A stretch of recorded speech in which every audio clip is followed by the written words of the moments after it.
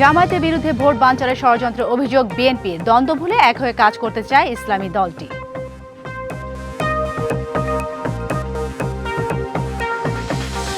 ৫ দফা দাবিতে মাঠের কর্মসূচির মধ্যে ৩০০ আসনে প্রার্থী দিল খেলাফত। বাংলাদেশ আর কারো দাবিদারি করবে না বলছে ইসলামী আন্দোলন।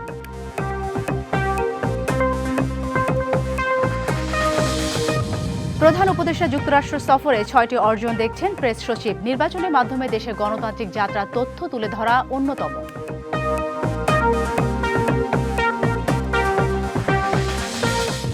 ঝিনাইদহের নাম সর্বস্ব প্রতিষ্ঠান ইসি নির্বাচন পর্যবেক্ষকের তালিকায় অস্তিত্ব মেলেনি একটির, আরেকটিতে চলে বিউটি পার্লার।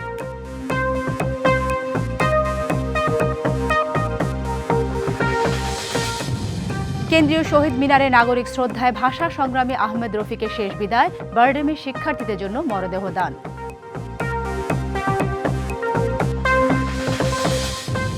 এবং বুলবুল তামিম দুজনকে বিসিবিতে চেয়েছিলেন ক্রীড়া উপদেষ্টা, হয়নি বোঝাপড়ার অভাবে। কাউন্সিলর নিয়ে সভাপতির চিঠিতে হয়নি নিয়ম ভঙ্গ। আগামী নির্বাচন বানচাল করতে যে শক্তি ষড়যন্ত্র করছে তার পক্ষেই জামায়াত কাজ করছে, এমন সন্দেহ প্রকাশ করেছেন বিএনপির স্থায়ী কমিটির সদস্য সালাউদ্দিন আহমেদ। আর দলটির সিনিয়র যুগ্ম মহাসচিব রুহুল কবির রিজভীর অভিযোগ, নতুন নতুন ইস্যু তৈরি করে জনগণের মাঝে বিভ্রান্তি ছড়ানোর চেষ্টা চলছে। শনিবার সকালে রাজধানীর শেরেবাংলা নগরে বিএনপির প্রতিষ্ঠাতা শহীদ রাষ্ট্রপতি জিয়াউর রহমানের সমাধিতে শ্রদ্ধা নিবেদন করে অ্যাসোসিয়েশন অব ইঞ্জিনিয়ার্স বাংলাদেশ অ্যাব। এতে অংশ নিয়ে দলটির সিনিয়র যুগ্ম মহাসচিব রুহুল কবির রিজভী অভিযোগ করেন, নতুন ইস্যু তৈরি করে জনগণের মাঝে বিভ্রান্তি ছড়ানোর চেষ্টা চলছে। দল অনুগত প্রশাসন দিয়ে সুষ্ঠু নির্বাচন সম্ভব হবে না বলেও মনে করেন তিনি। জাতীয়তাবাদী শক্তিকে বিনষ্ট করা, ধ্বংস করার জন্য আন্তর্জাতিক সাম্রাজ্যবাদী আধিপত্যবাদীরা যেভাবে চক্রান্ত করে, সেই চক্রান্ত এখনো থেমে নেই। তারা নানাভাবেই চক্রান্ত করছেন, নানা ধরনের মাস্টার প্ল্যান তারা করে যাচ্ছে। এদিকে রাজধানীতে ন্যাশনাল ডেমোক্রেটিক পার্টি এনডিপির এক আলোচনা সভায় যোগ দেন বিএনপি স্থায়ী কমিটির সদস্য সালাউদ্দিন আহমেদ। আগামী নির্বাচন বানচাল করতে যে শক্তি ষড়যন্ত্র করছে তার পক্ষেই জামায়াত কাজ করছে বলে অভিযোগ করেন তিনি। আমরা স্পষ্টই দেখতে পাচ্ছি বাংলাদেশের রাজনীতির ময়দানে এবং নির্বাচনে অস্থিরতা সৃষ্টি করার জন্য, বাংলাদেশের আগামী জাতীয় সংসদ নির্বাচনকে বিলম্বিত করার জন্য এবং পারতপক্ষে বানচাল করার জন্য যে শক্তি কাজ করছে তার পক্ষেই এই রাজনৈতিক দলটি কাজ করছে বলে আমাদের সন্দেহ। তিনি আরো বলেন, জনগণকে বিভ্রান্ত করতেই পিয়ার সহ নানা দাবি সামনে আনা হচ্ছে। প্রশ্ন তুলেন পিয়ারের দাবি তোলা এসব দলের ২৪-এর গণঅভ্যুত্থান সহ গেল ১৬ বছরের ভূমিকা নিয়ে। যারা আজকে পিয়ার করছে তাদের উদ্দেশ্য শুধু বলি, যে কয়টা রাজনৈতিক দল নিয়ে আপনারা মাঠে এই সমস্ত বক্তব্য দিচ্ছেন তারা কারা, এবং তাদের সাথে আপনারা যে আন্দোলন করছেন প্রকাশ করুন তাদের ২০২৪ সালের ৭ই জানুয়ারিতে কি ভূমিকা ছিল। যারা বিগত ১৬ বছরে ফ্যাসিবাদী শাসনামলে বাতাস করেছে আওয়ামী লীগের সমস্ত কর্মকাণ্ডে, তারা আপনাদের আন্দোলনের শরিক হয় কিভাবে? সংস্কার প্রক্রিয়া শেষ করে নির্বাচনের পথ প্রশস্ত করা না গেলে ফের উত্থান হবে ফ্যাসিবাদের, এমন শঙ্কাও জানান সালাউদ্দিন আহমেদ। সংস্কারের ইতিহাস, সাংবিধানিক সংস্কারের ইতিহাস। সাব্বির রোজ, ডিবিসি নিউজ, ঢাকা। ৫ দফা দাবিতে আরও কয়েকটি ইসলামী দলের সঙ্গে মাঠের কর্মসূচি দিয়েছে খেলাফত মজলিস। অবশ্য এরই মধ্যে আগামী নির্বাচনের জন্য ৩০০ আসনে প্রার্থী দেওয়ার ঘোষণা করল দলটি। আর ইসলামী আন্দোলন বলছে, বাংলাদেশ আর ভারত বা আমেরিকা বা চীনের গোলামি করতে চায় না। অভিযোগ করেন, ভারত এখনও বাংলাদেশ নিয়ে গভীর ষড়যন্ত্র করছে। রাজধানীতে আলাদা অনুষ্ঠানে এসব কথা বলেন দলগুলোর নেতারা। শনিবার সকালে ঢাকা রিপোর্টার্স ইউনিটিতে গোলটেবিল বৈঠক। এতে যোগ দেন ইসলামী আন্দোলন বাংলাদেশের আমির মুফতি সৈয়দ রেজাউল করিম। অভিযোগ করেন, ভারত বাংলাদেশে এখনো আধিপত্য বিস্তারের ষড়যন্ত্র করছে। আজকে যারা ক্ষমতা যেতে চায়, ক্ষমতা না যাওয়ার আগেই তাদের অবস্থা আপনারা দেখেছেন। কিন্তু এমন কোনো অপরাধ নেই যে অপরাধ তারা করছে না। আজকে তার ক্ষমতা যাওয়ার জন্য ধর্মকে বিক্রি করতে পারে। ২৪-এর আন্দোলনের পরে আমরা যেহেতু মোটামুটি স্বাধীন হয়েছি, আমরা চীনের গোলামি করতে চাই না, আমেরিকার গোলামি করতে চাই না, ভারতের গোলামি করতে চাই না, রাশিয়ার গোলামি করতে চাই না। আমরা আমাদের আদর্শ বাস্তবায়ন। দুপুরে রাজধানীর ইঞ্জিনিয়ার্স ইনস্টিটিউশন মিলনায়তনে সম্ভাব্য প্রার্থীদের সাথে মতবিনিময় সভার আয়োজন করে খেলাফত মজলিস। নেতারা বলেন, নির্বাচনে যে লেভেল প্লেইং ফিল্ড প্রয়োজন তা এখনো প্রস্তুত হয়নি। জুলাই জাতীয় সনদ ২০২৫-এর ভিত্তিতে ত্রয়োদশ জাতীয় সংসদ নির্বাচন অনুষ্ঠান করতে হবে। কিন্তু অন্তর্বর্তীকালীন সরকারের পক্ষ থেকে এ বিষয়ে কার্যকর উদ্যোগ করা যাচ্ছে না। জুলাই সনদের আইনি ভিত্তি সহ 6 দফা দাবিতে এ মাসে বিভিন্ন কর্মসূচি পালন করবে দলটি। DBC news desk. প্রধান উপদেষ্টা ডক্টর মোহাম্মদ ইউনূসের এবারে জাতিসংঘ সফরে 6টি উল্লেখযোগ্য অর্জন হয়েছে, যার অন্যতম নির্বাচনের মাধ্যমে দেশের গণতান্ত্রিক যাত্রার বিষয়টি বিশ্ববাসীর সামনে তুলে ধরা। এসব তথ্য জানিয়ে প্রধান উপদেষ্টার প্রেস সচিব বলেছেন, বিভিন্ন দেশের সাথে বৈঠকে দ্বিপাক্ষিক সম্পর্ক ও বাণিজ্যিক অগ্রগতি এসেছে এই সফরে। জাতিসংঘের ৮০তম সাধারণ অধিবেশনে যোগ দিতে গত ২২শে সেপ্টেম্বর যুক্তরাষ্ট্র যান প্রধান উপদেষ্টা ডক্টর মোহাম্মদ ইউনূস।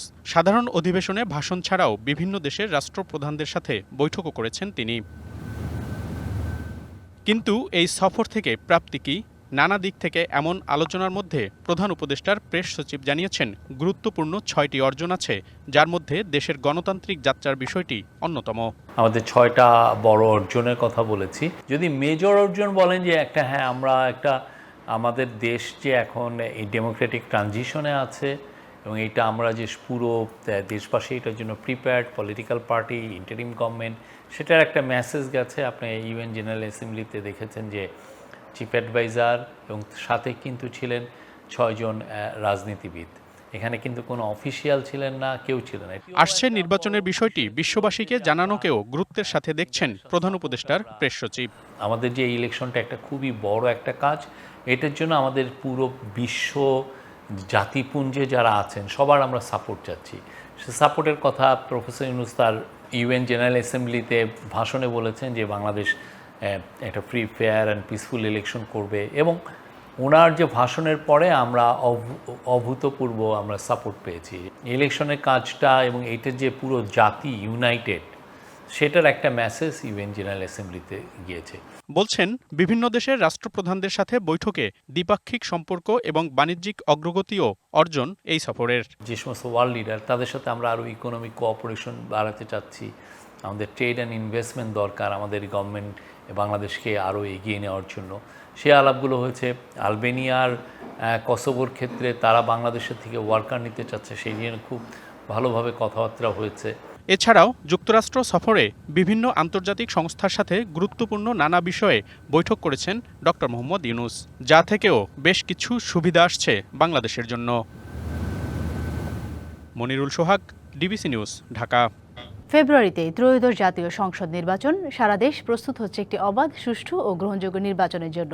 কি ভাবছে সাধারণ মানুষ থেকে শুরু করে আগামী জনপ্রতিনিধিরা, সে কথা জানাতে ডিবিসি নিউজের ইলেকশন এক্সপ্রেস ছুটে যাচ্ছে সব সংসদীয় আসনে। এখন রয়েছে সংসদীয় আসন 34, জয়পুরহাট 1-এ। স্বাগত জানাচ্ছি সিএসআরএম ডিবিসি ইলেকশন এক্সপ্রেসে। আমার সঙ্গে এই মুহূর্তে যুক্ত আছেন জেলা বিএনপির সিনিয়র যুগ্ম আহ্বায়ক। কথা বলবো, জানার চেষ্টা করবো আগামী নির্বাচনে এই আসনটিতে বিএনপির কতটা অবস্থান ধরে রাখতে পারবে। স্বাগত আপনাকে সিএসআরএম ডিবিসি ইলেকশন এক্সপ্রেসে। শুরুতে আপনার কাছে যেতে চাই, এই আসনটি থেকে আমরা দেখেছি আরও একজন প্রার্থী রয়েছেন, সম্ভাব্য প্রার্থী আপনিও। সেটা আসলে যুদ্ধটা কোন জায়গাটা গিয়ে ঠেকবে বলে মনে করছেন? জি ধন্যবাদ। জয়পুর সংসদীয় আসন 34-1। সর্বশেষ এই আসনে বিপুল ভোটে নির্বাচিত হয়েছিল আমার প্রয়াত পিতা মরহুম মোজাহির প্রধান। তিনি বাংলাদেশের ইতিহাসে সর্বোচ্চ ভোট পেয়েছে জয়পুর যতগুলো নির্বাচন হয়েছে। আর এই আসনে আন্দোলন সংগ্রামে আমি ছাত্রদলের কেন্দ্রীয় সাংগঠনিক সম্পাদক ছিলাম, জেলা বিএনপির সিনিয়র যুগ্ম আহ্বায়কের দায়িত্ব পালন করছি। এই জেলায় সর্বোচ্চ মামলা, হামলা এবং আন্দোলন সংগ্রামে সর্বোচ্চ ভূমিকা, একাধিকবার কারাগারে যাওয়া এবং আমার জীবনে ক্রসফায়ার সহ অসংখ্য হুলিয়া নিয়ে, নেতাকর্মী নিয়ে অদ্যবধি মাঠে আছি। দলের সঙ্গে বেইমানি করিনি, জিয়া পরিবারের সঙ্গে বিশ্বাসঘাতকতা করিনি। এই দলে আমার বাবা জীবনের শেষ দিন পর্যন্ত এই দলের জন্য আন্দোলন সংগ্রাম করতে গিয়ে মৃত্যুবরণ করেছে। তারপরে আমরা দল ছেড়ে যাইনি। অনেকে এই দল থেকে অনেক সুযোগ সুবিধা নিয়ে জিয়া পরিবারের সাথে বেইমানি করেছে, বিশ্বাসঘাতকতা করেছে। আরেকজন প্রার্থী তো রয়েছে, হেভিওয়েট প্রার্থী, তিনি দাবি করছেন, এর পাশাপাশি আপনিও দাবি করছেন। আসলে কাকে দিবে? যাকেই দিক না কেন, বা আপনাকে যদি না দেওয়া হয় সেক্ষেত্রে আসলে এক হয়ে কাজ করবেন কিনা? আমি জিয়া পরিবারের প্রতি অত্যন্ত আস্থাশীল। দলের তৃণমূল, থানা, উপজেলা, ইউনিয়ন, ওয়ার্ড, বিএনপি, সাধারণ মানুষ সকলে আমার সঙ্গে সম্পৃক্ত আছে। আমরা তাদেরকে কখনো ছেড়ে যাইনি। সকলে মনে করে এই আসনে আমি যদি মনোনয়ন পাই, ইনশাল্লাহ আমার বাবা 1,65,000 ভোটের ব্যবধানে এই আসনে বিজয়ী হয়েছিল। আমি এই আসনে সর্বোচ্চ ভোট পেয়ে বাংলাদেশের মধ্যে মডেল স্থাপন করবো ইনশাল্লাহ। এই আসনটিতে শুধু কি ব্যক্তি হিসেবে আপনাকে ভোট দিবে না দলীয় প্রতীক হিসেবে আপনাকে ভোট দিবে? জি, আমাদের দল খুব জনপ্রিয় এবং আমার দলের কর্মীর সঙ্গে আমার নিবিড় একটা সম্পর্ক। আমি কোনোদিন দলের বাইরে যাইনি, দলের বিশ্বাসঘাতকতা করিনি। আমি কলেজের নিয়মিত স্টুডেন্ট, স্কুলে নিয়মিত ক্লাস করেছি, কোনো প্রোগ্রাম মিছিল মিটিং বাদ দিইনি, দলের সঙ্গে বিশ্বাসঘাতকতা করিনি। জিয়া পরিবারের সকল সুখে দুঃখে সবসময় পাশে থেকেছি। নেতাকর্মী জেলে গিয়েছে, খোঁজখবর নিয়েছি, নেতাকর্মীদের হাইকোর্ট থেকে জামিন করিয়েছি, নেতাকর্মী সকল বিপদে সুখে দুঃখে পাশে থেকে মানুষের কাছে আস্থার যে জায়গাটি সেটি আমি তৈরি করতে পেরেছি। এই জন্য নেতাকর্মী সাধারণ মানুষ মনে করে এই আসনের জন্য আমি সবচেয়ে যোগ্য। যদি দল যদি মনে করে আমার চেয়ে যোগ্য, আমার চেয়ে বেশি তার কর্মকাণ্ড আছে, আমার কোনো এ বিষয়ে আপত্তি থাকবে না। আমি দলের সিদ্ধান্তের ব্যাপারে আমি একমত। জামাত থেকে যিনি মনোনয়ন পেয়েছেন বা চূড়ান্ত হয়েছে জামাতের যিনি লিডার আছেন জেলা আমির, তিনি বলছেন যে তাদের ভোট ব্যাংক অনেক বেশি এই আসনটিতে, বিএনপি সেখানে পাত্তা পাবে না যেহেতু তারা এককভাবে 300 আসনে নির্বাচনে অংশ নিচ্ছে। ইতিহাস সাক্ষী, এই নির্বাচনে প্রত্যেকটি ভোটে জাতীয়তাবাদী দল বিএনপি প্রত্যেকটি জাতীয় সংসদ নির্বাচনে বিজয়ী হয়েছে, প্রত্যেকটি ভোটে জামাতে ইসলাম অংশগ্রহণ করেছে। এই আসনে 1991 সালে জামাতের নায়েবে আমির মরহুম গোলাম রব্বানী সাহেবের সঙ্গে তরুণ একটা প্রার্থীর সঙ্গে নির্বাচন করেও সেখানেও পরাজয় বরণ করেছে। এবং যিনি জামাতের ক্যান্ডিডেট, আমি ব্যক্তিগত আক্রমণ করতে চাই না, তিনি একটি ইউনিয়ন পরিষদে নির্বাচনে অংশগ্রহণ করেছিল, সেখানেও তার জামানত বাজেয়াপ্ত হয়েছে। এই আসনে বিএনপি সেরা, বিএনপি শ্রেষ্ঠ, যুগে যুগে বিএনপি সেরা, ধানের শীষের উর্বর ভূমি জয়পুরহাট 1 এবং 2 আসন। সেক্ষেত্রে বিএনপির একটি বিভাজন রয়েছে, বিভক্তি রয়েছে, সেই প্রশ্নটা কিন্তু আসলে রাখতে যাচ্ছি যে সেটা নির্বাচনের আগে শেষ হবে কিনা। আমাদের মধ্যে কোনো বিভাজন নেই, আমরা যারা জিয়া পরিবারের সঙ্গে সম্পৃক্ত আমরা একসঙ্গে আছি। কিছু মানুষ অতিথি পাখির মতো নির্বাচন মৌসুমে আসে, নির্বাচন হয়ে গেলে আবার চলে যায়। বিএনপি যারা করে, জিয়া পরিবারের যারা প্রকৃত কর্মী, নেতাকর্মী, আমরা সকলে ঐক্যবদ্ধ আছি। আপনি আজকে তাকে দেখুন, এই পাশ থেকে প্রত্যেকটি থানা বিএনপির সভাপতি সেক্রেটারি, ইউনিয়ন বিএনপির সভাপতি সেক্রেটারি, শ্রমিক দলের প্রেসিডেন্ট সেক্রেটারি, মুক্তিযোদ্ধা দলের প্রেসিডেন্ট সেক্রেটারি, মহিলা দলের প্রেসিডেন্ট সেক্রেটারি, সবাই আমার সঙ্গে এখানে আছে। আমাদের মধ্যে কোনো বিভাজন নেই। তৃণমূল আছে, ইউনিয়ন বিএনপি আছে, থানা বিএনপি আছে, ছাত্রদল, যুবদল, স্বেচ্ছাসেবক দল, সকলে ঐক্যবদ্ধভাবে মাসুদ রানা প্রধানের নেতৃত্বে সকলে ঐক্যবদ্ধ আছে। আমার মরহুম পিতা 30 বছর জেলা বিএনপির সভাপতি ছিল, তিনি দীর্ঘদিন আন্দোলন সংগ্রাম করে মানুষের সুখে দুঃখে পাশে ছিল। আমিও মানুষের সুখে দুঃখে পাশে থাকতে চাই। এই এলাকার যত উন্নয়ন বিএনপির আমলে হয়েছে, আগামী দিনে যদি জাতীয় সংসদে আপনাকে যদি মনোনয়ন দেওয়া হয় তো সেক্ষেত্রে আপনি কি করবেন এই আসনটি? এই আসনের জন্য জয়পুরহাট 5 বিবিতে পানির একটা সমস্যা আছে, সমাধান করব এবং আমরা পার্ক নির্মাণ করব এবং জয়পুরহাটে গোল চত্বর নির্মাণ করব। জয়পুরহাটে মেডিকেল কলেজের অভাব, আমরা মেডিকেল কলেজ করব এবং গ্রামীণ পর্যায়ে যে অবকাঠামোগুলো আমরা উন্নয়ন করব। ক্রীড়ার জন্য ভালো জায়গা নেই, আমরা 5 বিবি জয়পুরহাট স্টেডিয়াম নির্মাণ করব এবং আমরা গ্রামীণ পর্যায়ে প্রত্যেকটি রাস্তাঘাট উন্নয়ন করব, পানির সমস্যা সমাধান করব এবং সাধারণ ছেলে মেয়েদের জন্য কর্মসংস্থান সৃষ্টি করব। বেকারত্ব যে অভাব আছে এই অভাবটা আমরা দূর করে আগামী দিনে এখানে একটা সুন্দর পরিবেশ করব। এবং জয়পুরহাটের একটা আন্দোলন করেছি আমরা গ্যাসের দাবিতে, জয়পুরহাটে একটা গ্যাসের দাবি আছে, গ্যাসের জন্য আমরা আন্দোলন করেছি সকলে মিলে। ইনশাল্লাহ আমি যদি নির্বাচিত হই, আমার দল যদি রাষ্ট্রীয় ক্ষমতায় আসে, জয়পুরহাটের পাইপলাইনে গ্যাস নিয়ে এসে শিল্পের জন্য আমরা একটা উদাহরণ সৃষ্টি করবো ইনশাল্লাহ। সনাতন ধর্মাবলম্বীদের জন্য কোনো বিষয় আছে কিনা ছোট করে উত্তর দেবেন একেবারে। সনাতন ধর্মের এখানে দেখুন আমার মা বোনেরা এসেছে, আমি যেখানেই যাচ্ছি সনাতন ধর্মের মা বোনেরা আমাকে ফুলের পাপড়ি দিয়ে, গলায় মালা দিয়ে আমাকে আপন করে নিয়েছে। সনাতন ধর্মের 5ই আগস্টের পরে বাংলাদেশে যে সংকট দেখা দিয়েছিল, আমরা প্রত্যেকটি মন্দির, প্রত্যেকটি পরিবারকে আমাদের নিজের পরিবার মনে করে আমরা তাদেরকে গ্রহণ করেছি। অসংখ্য ধন্যবাদ, আমাদের সঙ্গে আপনি এতক্ষণ যুক্ত ছিলেন। পরবর্তী সংবাদ সন্ধ্যা 7টায় থাকছে বিভিন্ন রাজনৈতিক দলের তৃণমূল পর্যায়ে নেতাকর্মীরা কি ভাবছেন আগামী নির্বাচন বিষয়। সঙ্গে থাকুন CSRM BBC ইলেকশন এক্সপ্রেস। বিসিবিতে বুলবুল তামিম দুজনকে চেয়েছিলেন ক্রীড়া উপদেষ্টা আসিফ মাহমুদ সজীব ভুইয়া। বোঝাপড়ার ঘাটতির কারণে সেটা আর হয়ে ওঠেনি। ডিবিসি নিউজকে দেওয়া একান্ত সাক্ষাৎকারে এমনটা জানিয়েছেন ক্রীড়া উপদেষ্টা। তিনি আরও বলেন, তামিম ইকবাল যেন তার চাওয়া অনুযায়ী কাজ করতে পারেন সেটা চেষ্টা করেছিলেন, তবে মনোনয়ন প্রত্যাহার করে নেওয়ায় শেষ পর্যন্ত সেটি আর সম্ভব হয়নি। বিসিবি নির্বাচন এখন টক অব দ্য টাউন। নানান আলোচনায় ক্রিকেট পাড়া মুখরিত। নির্বাচনী কার্যক্রম শুরুর পর পাল্টেছে দৃশ্যপট। তবে তৃতীয় বিভাগের 15 ক্লাবকে নিষেধাজ্ঞা দেওয়ার পর তামিম সহ তার নেতৃত্বাধীন ক্লাব প্রার্থীরা মনোনয়ন প্রত্যাহারের পরই বদলে গেছে অনেক হিসাব নিকাশ। তবুও বিসিবি নির্বাচন নিয়ে যেন আগ্রহের কমতি নেই। বিসিবি নির্বাচনের 2 হেভিওয়েট প্রার্থী ছিলেন আমিনুল ইসলাম বুলবুল ও তামিম ইকবাল। লড়াইয়ের আভাসও মিলেছিল। নির্বাচনে এখন নেই তামিম ইকবাল। অবশ্য ক্রিকেট বোর্ডে দুজনকেই চেয়েছিলেন ক্রীড়া উপদেষ্টা আসিফ মাহমুদ সজীব ভুইয়া। ডিবিসি নিউজকে দেয়া একান্ত সাক্ষাৎকারে জানান, বোঝাপড়ার অভাবে সেটি পূর্ণতা পায়নি। আমি চেয়েছিলাম, এবং শুধু আমি চেয়েছিলাম এরকম না, অনেক ক্রীড়া সংগঠকরাই চেয়েছিলেন। আমরা চেয়েছিলাম যে এটা একটা গ্রহণযোগ্য সমাধানের জায়গায় আসা।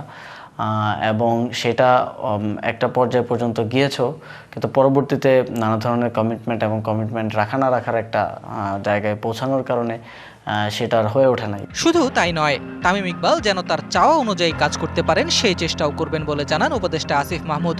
তবে দিন শেষে সেটিও আর হয়ে ওঠেনি। আমি চেষ্টা করেছিলাম যে তামিম ভাই যেভাবেই কাজ করতে আসলে কমফোর্টেবল হন, ওনার একটা ইন্টারেস্ট জায়গা ছিল ক্রিকেট অপারেশনস, ওনার একটা ছিল যে পূর্বাঞ্চলের যে জায়গা আছে সেখানে একটা এক্সেলেন্স সেন্টার করা, সেই জায়গাগুলোতে উনি কাজ করতে চেয়েছিলেন, বলেছিলেন। এবং আমার দিক থেকে আমি বলেছি যে আমি অবশ্যই বুলবুল ভাইয়ের সাথে কথা বলবো, এবং বুলবুল ভাইও এক ধরনের রাজি ছিলেন। এদিকে কাউন্সিলর তালিকা নিয়ে বুলবুলের চিঠির বিরুদ্ধে অভিযোগ উঠেছিল বিসিবির গঠনতন্ত্র ভঙ্গের। ক্রীড়া উপদেষ্টার দাবি, নিয়ম মেনেই বিসিবি সভাপতি দিয়েছেন চিঠি। সংবিধান লঙ্ঘন করা হয়েছে, সংবিধানটা পড়েন ভাই, না পরে সংবিধান লঙ্ঘন করার কথা বললে তো হবে না।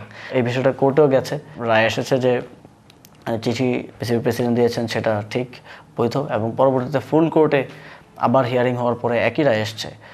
ওনারা তো কনস্টিটিউশন দেখে রায় দিয়েছেন, তাদের তো এই বিধিবদ্ধ নিয়মের বাইরে রায় দেওয়ার সুযোগ নেই। বিসিবি নির্বাচনে এখন চলছে শেষ মুহূর্তের ব্যস্ততা। 6 অক্টোবর অনুষ্ঠিত হবে নির্বাচন। Ahmed Nahid, DBC news desk. দলগুলোর মতবিরোধে আটকে আছে জুলাই সনদ। রাজনৈতিক সমঝোতা মাথায় রেখে সনদ বাস্তবায়নের চেষ্টা চালাচ্ছে ঐকমত্য কমিশন। পরিবর্তন আনা হচ্ছে প্রস্তাবে, এতে দলগুলো বিপরীতমুখী অবস্থান থেকে বের হতে পারবে বলে আশা করা হচ্ছে। কমিশনের কোনো সদস্য বলছেন, শেষ পর্যন্ত জুলাই সনদ বাস্তবায়নের মুখ দেখবে নাকি ভেস্তে যাবে তা মূলত দলগুলোর উপরই নির্ভর করছে। এদিকে আগামীকাল আবারও ঐকমত্য কমিশন বৈঠকে বসবে রাজনৈতিক দলগুলোর সঙ্গে।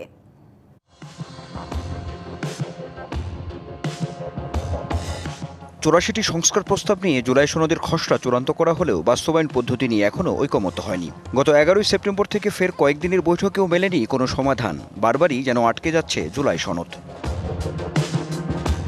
সনদের বাস্তবায়ন ইস্যুতে দলগুলোর অনমনীয় মনোভাব ও অনড় অবস্থানের কারণে বিশেষজ্ঞদের কাছ থেকে জাতীয় ঐকমত্য কমিশন এমন কিছু প্রস্তাব নিচ্ছে যাতে সংবিধান আদেশ, গণভোট ও 106 অনুচ্ছেদ নিয়ে মতপার্থক্যের অবসান হয়। সাংবিধানিক আদেশ এবং এর সাথে যে গণভোট এবং এর সাথে হয়তো সুপ্রিম কোর্টের দ্বারস্থ হওয়া, ওগুলো সবগুলোই বিবেচনার মধ্যে আছে। এবং একই সাথে কনস্টিটিউয়েন্ট অ্যাসেম্বলি এবং সংসদ গঠন করাটাও এই বিষয়ে আলোচনায় আছে। বিশেষজ্ঞদের সাথে আলাপ আলোচনা চালিয়ে যাচ্ছি, তো আমরা আশাবাদী যে একটা ঐক্যমত্যে পৌঁছা যাবে। রাজনৈতিক দলগুলোর মতো ভিন্নতার কারণেই কার্যত স্থবির জুলাই সনদ বাস্তবায়ন প্রক্রিয়া। জুলাই ঘোষণাপত্রের আইনি ভিত্তি না থাকায় এর অধীনে কিভাবে সংবিধান আদেশ জারি করা হবে এমন প্রশ্ন তুলে সংবিধান আদেশের ঘোর বিরোধী বিএনপি। এ বিষয়ে আপিল বিভাগের মতামত গ্রহণের প্রস্তাব দিয়েছে দলটি। এখানে প্রশ্ন এসছে যে প্রভিশনাল কনস্টিটিউশনাল অর্ডার জারির মধ্য দিয়ে এই সাংবিধানিক সংশোধনীগুলোকে এখনই কার্যকর করা যায় কিনা। কোনো রাজনৈতিক দলের পক্ষ থেকে এই প্রস্তাব দেয়া হয়েছে। আর সাংবিধানিক আদেশে নির্বাচনের আগে সংবিধান সংক্রান্ত সংস্কার কার্যকর এবং গণভোটে তা অনুমোদনের প্রস্তাব দিয়েছে জামায়াত ইসলামী সহ কয়েকটি দল। নির্বাচনের সাথে অনেকগুলো ঐকমত্য কমিশনের বিষয় জড়িত আছে, তো এগুলো যদি আমরা লিগ্যাল ফ্রেমওয়ার্কে না নিই তাহলে বাস্তবায়ন হবে কীভাবে? লিগ্যাল ফ্রেমটা ফার্স্ট ওয়ান লাগবে। অন্যদিকে জাতীয় নাগরিক পার্টি এনসিপি চায় গণপরিষদে সংবিধান সংস্কার হোক। দলটির মত, একই সঙ্গে গণপরিষদ নিয়মিত সংসদ হিসেবেও কাজ করতে পারে। এটা যদি কোর্টে চ্যালেঞ্জ হয় বা আবার বাতিল হয়ে যায়, তখন পুরো জুলাই সনদটা একই সাথে আমরা মনে করি যে পুরো মৌলিক সংস্কার সহ পুরো সংস্কার প্রক্রিয়াটাই একটা চ্যালেঞ্জের মুখে পড়বে, প্রশ্নের মুখে পড়বে। তো সেই জায়গাটায় আমরা বারবারই বলে আসছি যে গণপরিষদ নির্বাচনের মাধ্যমে নির্বাচিত জনপ্রতিনিধিদের দ্বারা যদি এই জুলাই সনদটা বাস্তবায়ন হয়, নতুন সংবিধান লেখা হয়, তাহলে সেটা সবচেয়ে টেকসই পদ্ধতি হয়। সামনের বৈঠকে দলগুলোর এমন অবস্থানের পরিবর্তন ঘটবে বলে মনে করেন ঐকমত্য কমিশনের সদস্য ডক্টর বদিউল আলম মজুমদার। বলেন, জুলাই গণঅভ্যুত্থান কোনোভাবেই ব্যর্থ হতে দেয়া যাবে না। বিশ্বাস করতে চাই যে আমরা এটা ভেস্তে যেতে দেব না। আমরা আমাদের এই বীর সেনারা যারা আত্মত্যাগ করেছে, প্রাণ দিয়েছে, রক্ত দিয়েছে, এটা বৃথা যেতে দেব না। আমি নিশ্চিত আমাদের রাজনীতিবিদরা এইসব বিষয় স্মরণে রাখবে। জুলাই সনদ আলুর মুখ না দেখলে নির্বাচন সহ সার্বিক দিকেই অনিশ্চয়তা তৈরির আশঙ্কাও করছেন এই নির্বাচন বিশেষজ্ঞ। বল মূলত রাজনৈতিক দলগুলোর কোর্টে। Anwar Hossain, DBC news, Dhaka.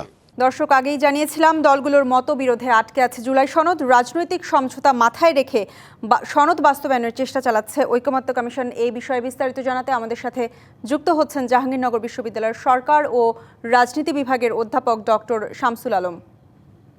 Doctor Shamsul Alam, আপনাকে স্বাগত জানাচ্ছি আমাদের আজকের নির্বাচিত সংবাদে। আপনার কাছে জানতে চাই যে জাতীয় ঐকমত্য কমিশনের সাথে রাজনৈতিক দলগুলোর বৈঠক অনেকদিন ধরেই চলছে, এরপরও জুলাই সনদ বাস্তবায়ন, এমনকি জুলাই সনদের কিছু বিষয়ে রাজনৈতিক দলগুলো একমত হতে পারছে না।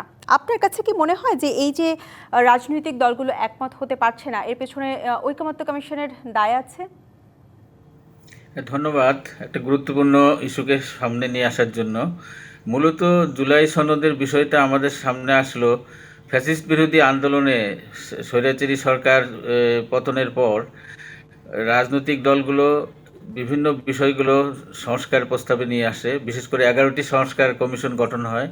এর মূল উদ্দেশ্যই ছিল যাতে আগামীতে যে এখানে যে গণতান্ত্রিক শাসন ব্যবস্থাটা প্রতিষ্ঠিত হবে, সেই সরকারগুলো যাতে আবার স্বৈরাচারী ভূমিকায় অবতীর্ণ না হয়, একটা ভারসাম্যপূর্ণ শাসন ব্যবস্থা প্রতিষ্ঠিত হয়। অর্থাৎ জনগণের যারা সেবক, যারা জনগণের নেতৃত্ব দেবে, তারা যাতে তারা যেন ফ্যাসিস্ট চরিত্রে আবির্ভূত না হয়। এ কারণে জুলাই সনদ নিয়ে সমস্ত রাজনৈতিক দলগুলোর, বিশেষ করে ফ্যাসিস্টদের দোসররা বাদ দিয়ে সমস্ত রাজনৈতিক দলগুলোই কিন্তু এখানে তারা ঐক্যমত পৌঁছেছিল এবং সনদের ব্যাপারে কতগুলো বিষয় নিয়ে তারা ঐক্যমত কিন্তু অলরেডি প্রতিষ্ঠিত হয়ে গেছে। এখন সনদ বাস্তবায়ন করা নিয়ে বিশেষ করে আমরা দেখেছি এর মধ্যেই নেপথ্যে 9টি রাজনৈতিক দলের উদ্যোগে কিন্তু তারা পরস্পরের মধ্যে ইনফরমালি কথাবার্তা বলছে আগামীতে কিভাবে সনদগুলো বাস্তবায়নের পরীক্ষা নিয়ে। বিশেষ করে যেগুলোতে মতভেদ রয়েছে, বিশেষ করে গণতন্ত্র মঞ্চ অলরেডি কিন্তু তারা ইনফরমালি আলোচনা শুরু করেছে যাতে মতপার্থক্যটা আর বেশি না হয় প্রধান রাজনৈতিক দলগুলোর মধ্যে। অর্থাৎ এগুলোর মধ্যে দিয়ে আমরা মনে হচ্ছে যে অক্টোবর মাসে বিশেষ করে ঐকমত্য কমিশনের যিনি সহসভাপতি ছিলেন তিনি আলী রিয়াজ, উনি অলরেডি একটা পত্রিকায় গত 17ই সেপ্টেম্বরের প্রথম আলোতে একটা সাক্ষাৎকার প্রকাশিত হয়েছে। তিনি আশাবাদী যে বিষয়গুলো নিয়ে মতপার্থক্য রয়েছে, বিশেষ করে সংসদের এককক্ষ না দ্বিকক্ষ বিশিষ্ট কি পদ্ধতিতে নির্বাচন হবে, গণভোট হবে কি না, এই বিষয়গুলো নিয়ে তাদের নিজেদের মধ্যে কিন্তু আলাপ আলোচনা চলছে। এক্ষেত্রে প্রধান যে রাজনৈতিক দল বিএনপি তাদের বিভিন্ন সভাগুলো করে, বিশেষ করে বিএনপির পক্ষে যে নেতৃত্ব দিচ্ছে ডক্টর শামসুল আলম, এই জায়গায় আমি একটু জানতে চাই যে এই যে রাজনৈতিক দলগুলোর সাথে ঐকমত্য কমিশনের বৈঠক চলছে, এরপরও শুরুর দিকে এনসিপি এবং বাংলাদেশ জামাতে ইসলামী উচ্চকক্ষে পিআর চাইলো, এরপরে বাংলাদেশ জামাতে ইসলামী উচ্চকক্ষ এবং নিম্নকক্ষে পিআর চাইছে এবং সেই দাবিতে তারা রাজপথে পর্যন্ত আলোচনা করছে কমিশনের সাথে বৈঠক চলা অবস্থাতেই। এটা কি আসলে কনফ্লিক্ট তৈরি করছে না? এটা জুলাই সনদের যে চিন্তা চেতনা মূল স্পিরিটের কিন্তু পরিপন্থী। এটা মূল উদ্দেশ্যটাই হচ্ছে এখন যেটা জনগণ মনে করছে, যেহেতু আলোচনার টেবিলে আছে, এটা এখনো ঐক্যমতের মধ্যেই রয়েছে, সেক্ষেত্রে আর আন্দোলন কাদের বিরুদ্ধে এই আন্দোলনটা? এটা কি ডক্টর ইউনূস সরকারের বিরুদ্ধে, না বিএনপির বিরুদ্ধে, না অন্য কোনো শক্তির বিরুদ্ধে? এটা তাদের এই আন্দোলনটা করা এক ধরনের দেশে নৈরাজ্যকর পরিস্থিতি সৃষ্টির আশঙ্কা আমরা দেখছি।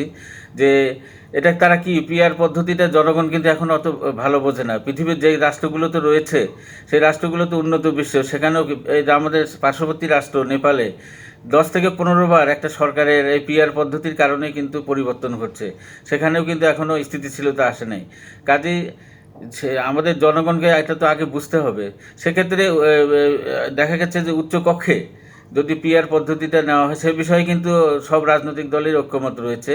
আর একটা বিষয় আছে জুলাই সনদের ব্যাপারে, এইটা বাস্তবায়িত কী হবে? এটা গণভোট হবে না পরবর্তী সরকার এসে এটা বাস্তবায়ন করে?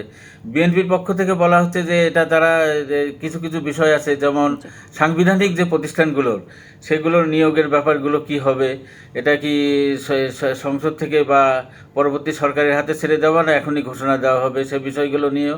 আর একটা হচ্ছে প্রধানমন্ত্রীর যে মেয়াদের ব্যাপারটা, সেগুলো তারা বলছে যে তাদের এটা দলীয় ব্যাপার, এটা তাদের এক ধরনের অধিকারই রয়েছে, যে দলের সংখ্যাগরিষ্ঠতা নেতা হবেন তিনি প্রধানমন্ত্রী হবেন, একজন 2 বারের মেয়াদে বেশি হতে পারবেন না।